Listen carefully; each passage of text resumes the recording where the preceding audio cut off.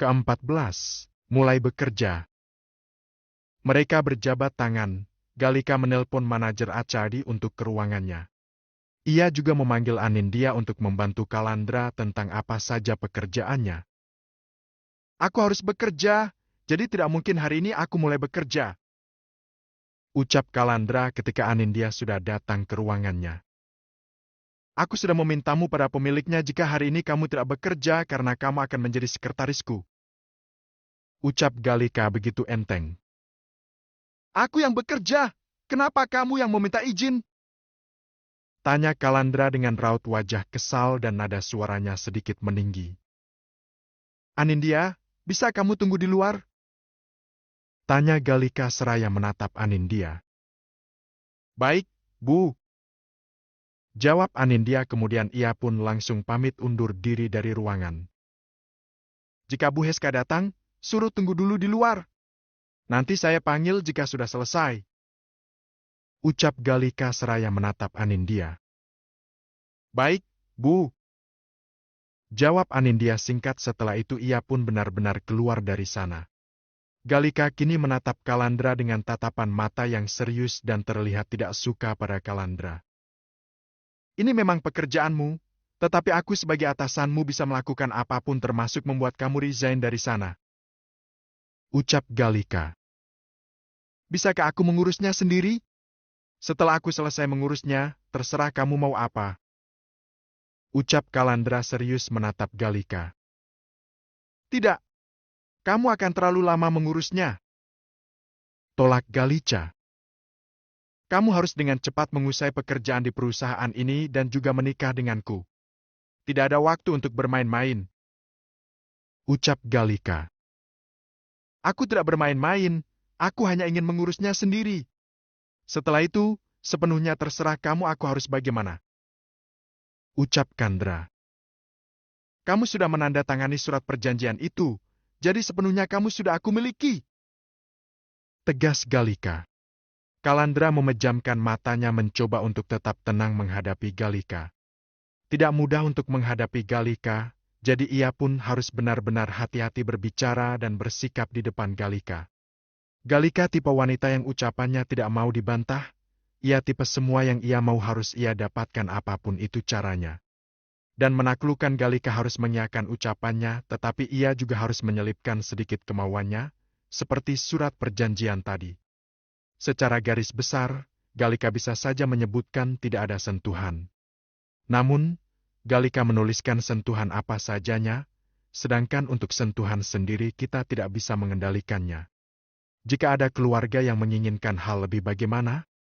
Apa ia harus menolaknya? Itu kan tidak mungkin dilakukan. Dia memang baru bertemu dengan Galika, tetapi dari sikapnya sudah terlihat jika Galika tipe orang yang ucapannya tidak mau dibantah sama sekali. Pada akhirnya dirinya harus bisa mengendalikan Galika dengan mengiyakannya terlebih dahulu. Oke deh, tapi bisakan sebentar saja aku pergi ke restoran untuk berpamitan? Tanya Kalandra. Oke, nanti siang kita makan di sana, jawab Galika pada akhirnya. Oh, iya, nanti sekalian beli pakaian untukmu, ucap Galika. Untuk apa?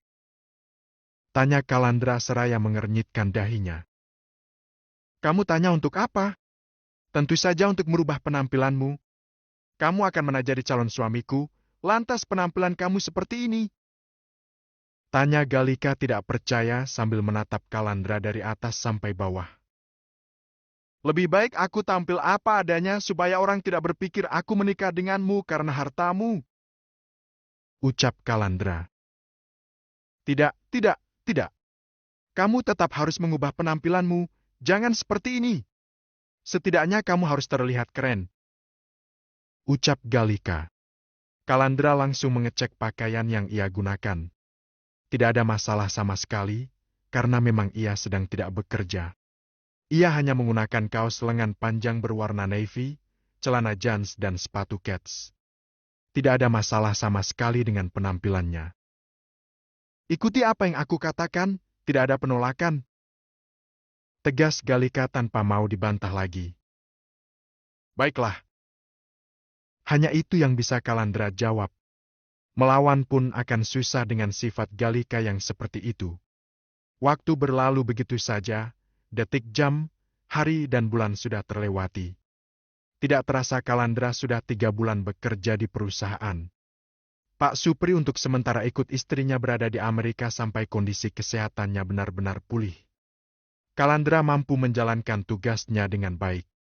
Walau terkadang masih ada yang salah, Galika mencoba memahaminya.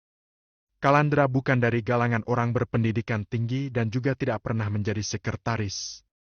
Kini mereka sedang makan siang di kantin perusahaan. Beberapa orang memandang ke arah mereka membuat Kalandra menjadi risih. "Apa ibu tidak bisa makan di tempat biasanya ibu makan?" tanya Kalandra. "Ini kantin perusahaan. Apa salahnya saya makan di sini?" tanya Galika menatap malas Kalandra. "Iya, tapi..." Ucapan Kalandra tertahan ketika Galika memasukkan mentimun ke mulut Kalandra. Kalandra hanya mampu menatap kesal Galika tanpa berkata lagi. Di tempat duduk lain, beberapa karyawan berbisik tentang Kalandra dan juga Galika. Mereka mengatakan jika Galika dan Kalandra pasti menjalin hubungan. Karena menurut mereka, gerak-gerik Kalandra dan Galika aneh. Galika memang terkadang makan di kantin, tetapi hanya dengan Pak Supri dan itu tidak ada senyumannya. Sedangkan dengan Kalandra, Galika bisa terlihat tersenyum dan bercanda. Di tempat duduk itu juga ada Kalula, adik dari Kalandra. Ia baru mulai manggang sekitar sebulan ini. Dirinya tidak menyangka jika sang kakak bekerja di sini sebagai sekretaris CEO perusahaan Airlangga Group. Ketika Kalula tahu sang kakak menjadi sekretaris di perusahaan tempatnya magang, ia pun bertanya pada sang kakak kenapa tidak memberitahu dirinya. Kalandra hanya menjawab jika adiknya tidak bertanya. Kalula hanya memutar malas bola matanya saat itu. Untuk apa ia bertanya? Karena dirinya pikir kakaknya masih bekerja di tempat yang sama. Dirinya tidak tahu jika sang kakak sudah pindah bekerja. Setelah dipikir-pikir juga, ia pernah bertemu dengan sang kakak ketika ia daftar untuk magang di kantor itu. Kalula tidak bertanya lagi, dia memang tidak mau tahu urusan sang kakak. Bukan tidak peduli, hanya saja dia tipe orang yang memang tidak mau terlibat banyak urusan. Namun, ia menjadi pendengar setia juga bisa memberi saran jika memang dibutuhkan. Ia yakin, jika kakaknya mau bercerita suatu saat dia pun juga bercerita. Walau dirinya juga sedikit penasaran dengan kakaknya yang sampai detik ini tidak banyak berbicara dengan dirinya. Sehabis ibu mereka meninggal, kakaknya itu sudah jarang sekali mengobrol dengannya. Bahkan ketika mantan kekasih kakaknya itu juga menikah, kakaknya sama sekali tidak mengatakan apapun. Rasanya ingin bertanya, tetapi ia sendiri jika sedang ada masalah sering memendam. Namun, ketika dirinya sudah lebih tenang, ia pasti akan menceritakan semuanya. Walau terkadang ada orang yang harus ditanya terlebih dahulu, tetapi dirinya dan kakaknya sama-sama tipe orang yang akan bercerita jika perasaannya sudah jauh lebih baik. Di meja Kalandra, Kalandra sudah berdiri dari duduknya seraya membawa wadah bekas makannya untuk diletakkan ke tempat sampah, karena tempat makan yang digunakan memang tempat makan sekali pakai. Galika pun mengikuti Kalandra padahal makanannya belum habis, masih tersisa separuh. Kalandra mengernyitkan dahinya ketika melihat Galika mengikutinya. "Ibu mau ngapain?" "Buang sampah," jawab Galika santai. "Itu masih banyak, mau ibu buang?" tanya Kalandra tidak percaya. "Iya, udah kenyang mau ngabisin," ucap Galika. "Lain kali kalau memang nggak habis, sisihin separuhnya kasih ke aku. Di luar sana masih banyak orang yang membutuhkan makan. Bahkan mereka saja harus mencari makanan bekas karena tidak memiliki uang," ucap Kalandra. Galika tersenyum miring mendengar ucapan Kalandra. "Mulai sekarang biasakan untuk terbiasa. Ingat, surat yang sudah kamu tanda tangani," ucap Galika dengan sueta kecil agar tidak ada yang mendengarnya seraya tersenyum dan memberikan nampan yang ia bawa di mana berisi tempat makanan yang harus ia buang itu kepada Kalandra.